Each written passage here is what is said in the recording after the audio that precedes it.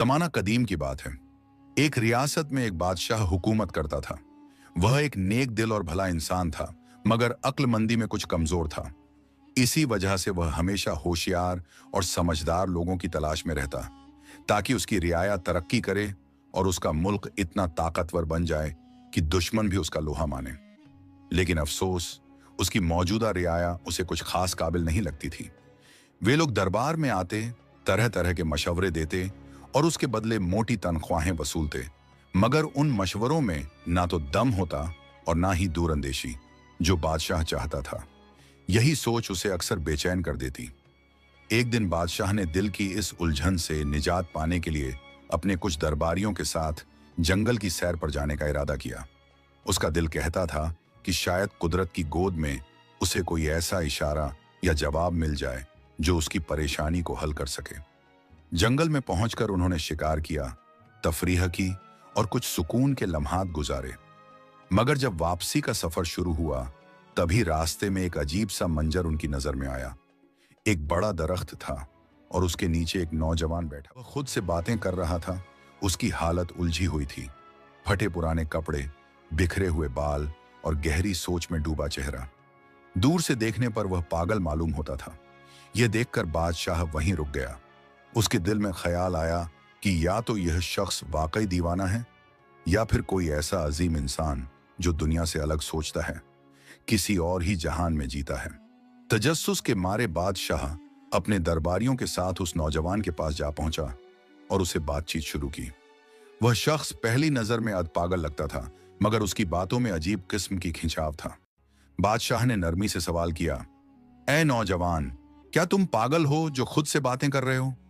नौजवान मुस्कुराया और ठहराव से जवाब दिया, पागल तो तुम हो और तुम्हारा पूरा दरबार। मैं तो बिल्कुल सही हूं। मैं तो सिर्फ इतना चाहता हूं कि इस जंगल को काटकर यहां शानदार महलात बनाए जाएं, ऐसे महल जिनका बादशाह मैं खुद बनूं। उसकी आंखों में अजीब एतमाद था और लफ्जों में बेबाकी। उसकी बातों में जो यकीन और दिमाग की गहराई थी, वो किसी आम दीवाने के बस की बात नहीं लगती थी। बादशाह और उसके दरबारी उस नौजवान के जवाब पर हैरान रह गए। ऐसा जवाब या तो किसी बिल्कुल दीवाने का हो सकता था, या फिर किसी ऐसे शख्स का जो बेहद दिलेर और गैर मामूली अक्ल और जहानत का मालिक हो। बादशाह कुछ देर तक खामोशी से उस शख्स को देखता रहा। फिर उसने अपने दरबारियों से उसकी राय ली, लेकिन जिन लोगों से वो मशवरा ले रहा था, उन्हीं के अंदर का लालच जाग उठा। दरबारी आपस में धीरे धीरे बातें करने लगे। किसी ने मन ही मन सोचा, अगर यह शख्स बादशाह का करीबी बन गया तो हम सब उसके ताबे हो जाएंगे और हमारी दरबारी हैसियत कम हो जाएगी। एक दरबारी ने कानाफूसी करते हुए कहा, यह खतरा है, कहीं ऐसा ना हो कि यह शख्स हम सब पर हावी हो जाए। दूसरे ने झट से जवाब दिया, नहीं नहीं, यह तो आधे से ज्यादा पागल है। इससे कोई समझदारी की उम्मीद रखना बेकार है। इन्हीं ख्यालात के बीच उन्होंने बादशाह को मशवरा दिया कि इस शख्स को महल ले चला जाए। अगर यह बहादुर निकला तो काम आएगा, और अगर वाकई पागल हुआ तो उसे बाद में छोड़ देंगे। बादशाह ने भी दरबारियों की राय पर अमल करते हुए बिस्मिल्लाह कहा और थोड़ी नरमी व थोड़ा दबाव डालकर उस नौजवान को साथ चलने पर राजी कर लिया। लेकिन जब काफिला रास्ते में था, तो अचानक उस नौजवान ने घोड़े की लगाम मोड़ दी और एक दूसरी दिशा में भागने की कोशिश की। बादशाह और उसके सिपाहियों ने तुरंत उसके पीछे अपने घोड़े दौड़ा दिए। थोड़ी कोशिश और ताकत लगाने के बाद वह दोबारा पकड़ लिया गया और फिर से महल की तरफ रवाना कर दिया गया। जैसे ही वे महल के करीब पहुंचे, उन्होंने देखा कि वहां लोगों की एक बड़ी भीड़ जमा थी। लोग खुशी से नारे लगा रहे थे और बादशाह को मुबारकबाद दे रहे थे। बादशाह और उसके दरबारी ये नजारा देखकर हैरत में पड़ गए। उन्होंने पूछा, ये किस बात की मुबारकबाद है? लोगों ने जवाब दिया, बादशाह सलामत, जिस रास्ते से आप शिकार के लिए गए थे, उसी रास्ते पर दुश्मन की एक भारी फौज घात लगाए बैठी थी, असलह और घोड़ों के साथ।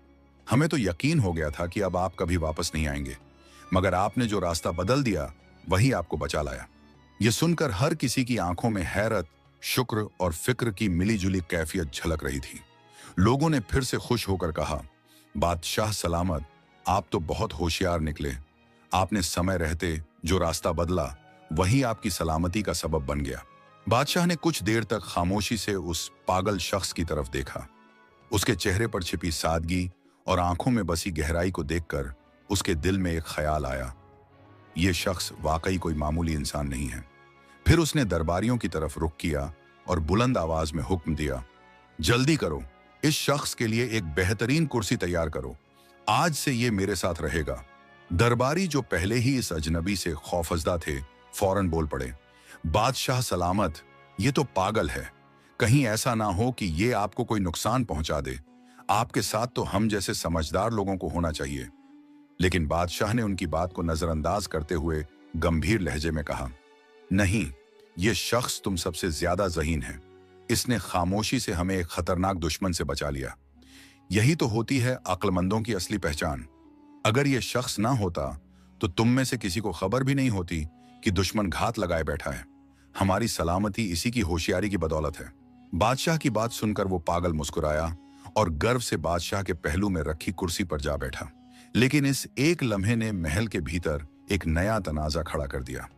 दरबारी जो पीढ़ी दर पीढ़ी उन कुर्सियों पर बैठते आए थे, ये कैसे बर्दाश्त कर सकते थे कि एक अजनबी, और वह भी जिसे लोग पागल कहते थे, उनके बराबर आकर बैठे।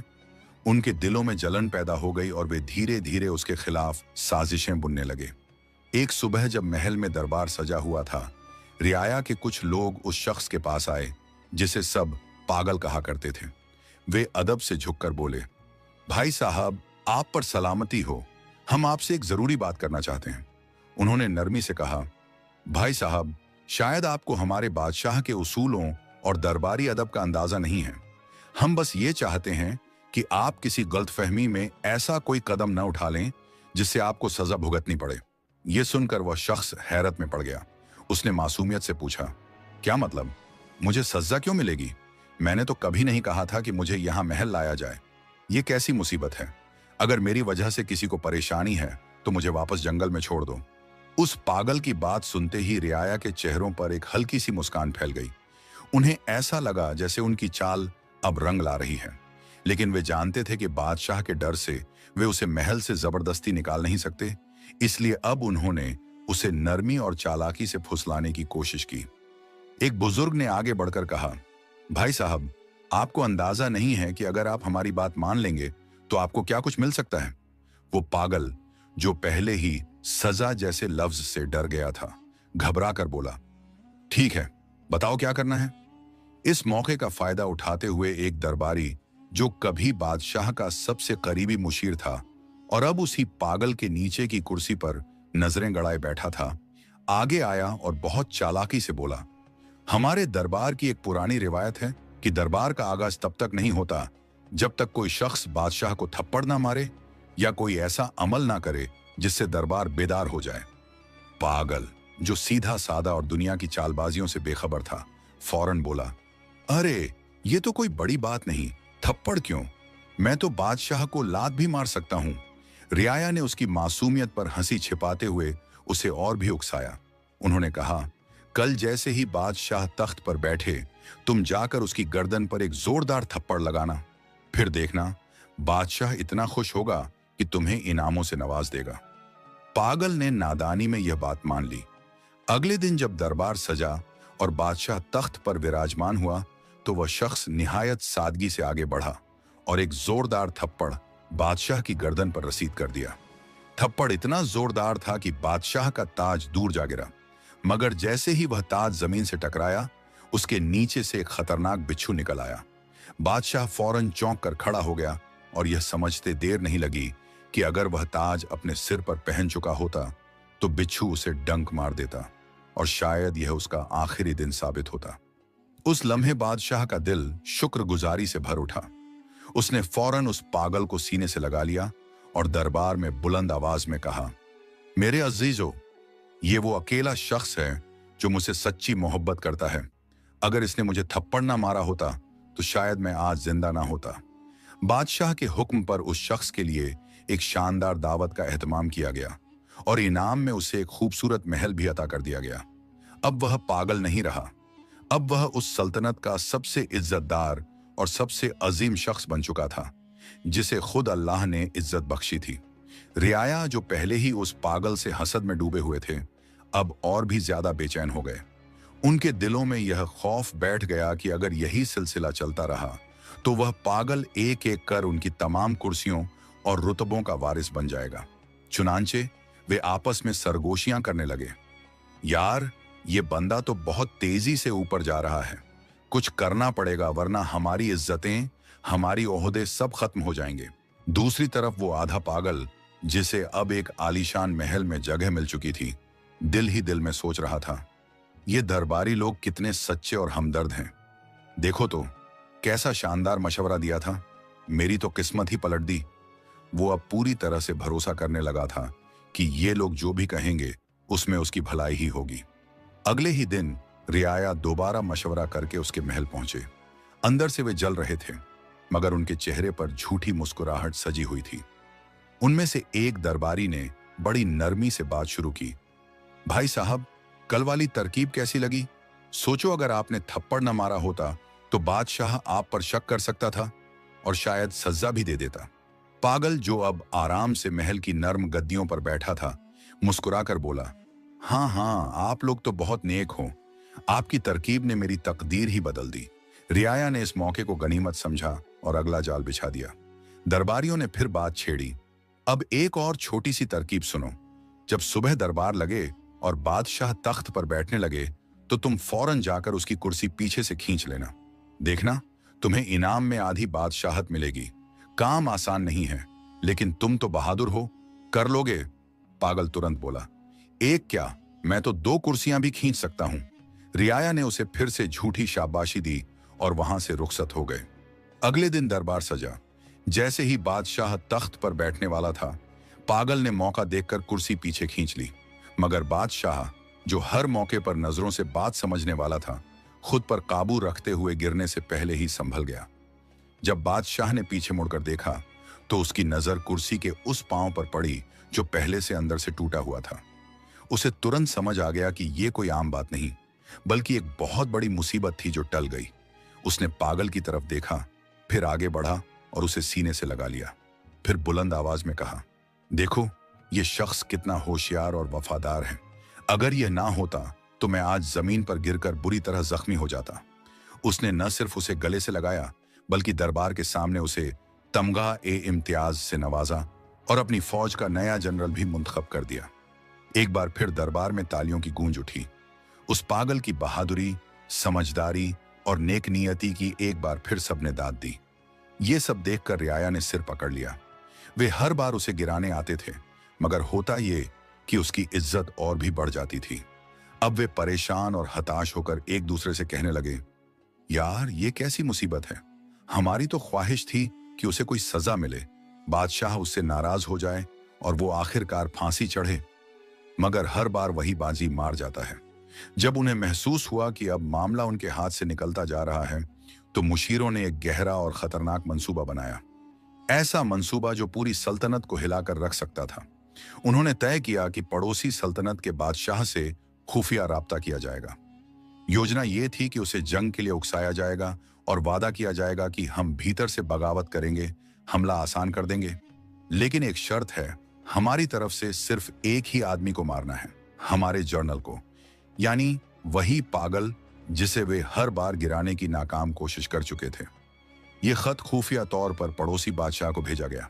जब उस सल्तनत ने हालात की जांच की और देखा कि भीतर से फूट पक्की है, तो वह जंग के लिए तैयार हो गया। अब रह गई एक ही बात, अपने ही बादशाह को जंग के लिए तैयार करना। इसके लिए रियाया ने एक और चाल चली। कुछ लोगों ने खुद को जानबूझकर जख्मी कर लिया और खून से लथपथ दरबार में हाजिर हुए। उन्होंने बादशाह के सामने आकर भावुक होकर कहा, बादशाह सलामत, हम कब तक सब्र करें? अगर कल आपको कुछ हो गया तो पूरी सल्तनत रोएगी। दुश्मन हमला करने वाला है, हमें अभी और इसी वक्त फैसला करना होगा। हालात और भावनाओं के दबाव में आकर बादशाह ने जंग का ऐलान कर दिया। ढोल बजाए गए, सैनिकों की कतारें बनी और पूरा लश्कर रवाना हो गया, जिसमें रियाया के गद्दार लोग भी शामिल थे। और सबसे आगे था वही पागल जो अब फौज का सिपह सालार था। रियाया हंसी दबाकर उसके पीछे पीछे चल रही थी। उनकी नजर में वह सिर्फ एक तमाशा था जो अब अपने अंजाम को पहुंचने वाला था।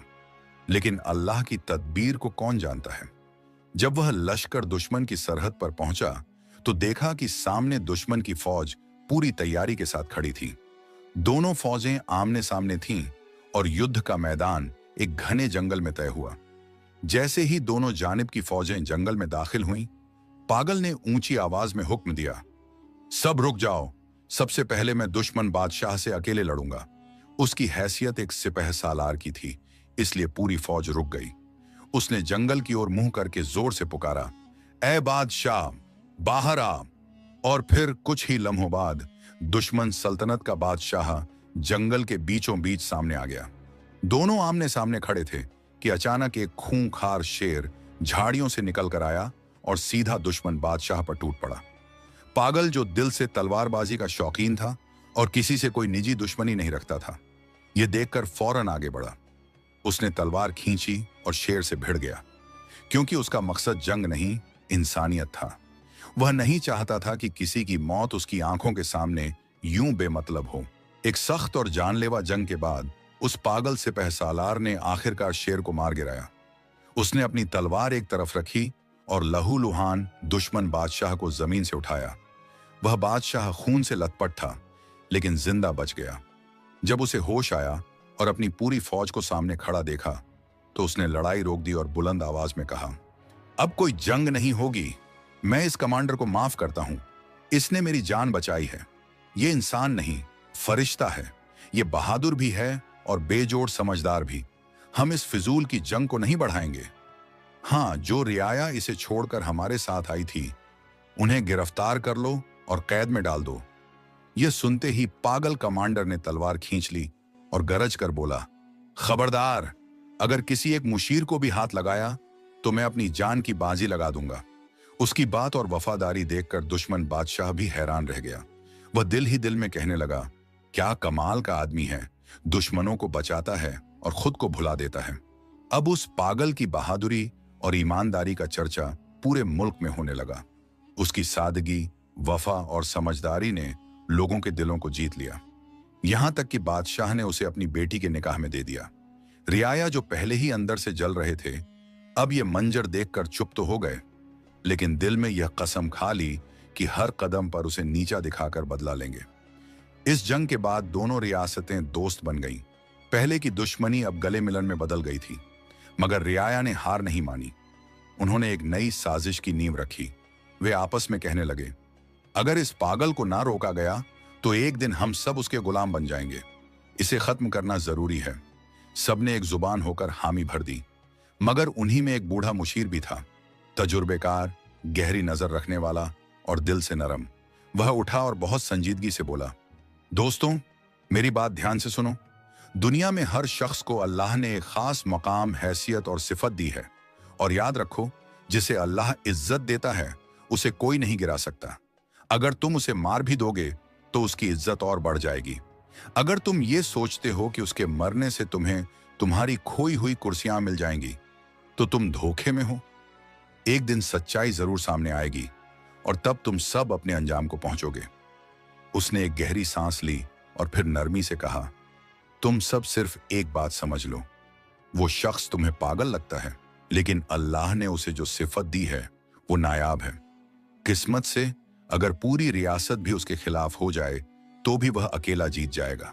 इसलिए उसे उलझने के बजाय खुद को बदलो, सच्चाई अपनाओ। यही हमारे लिए बेहतरी है।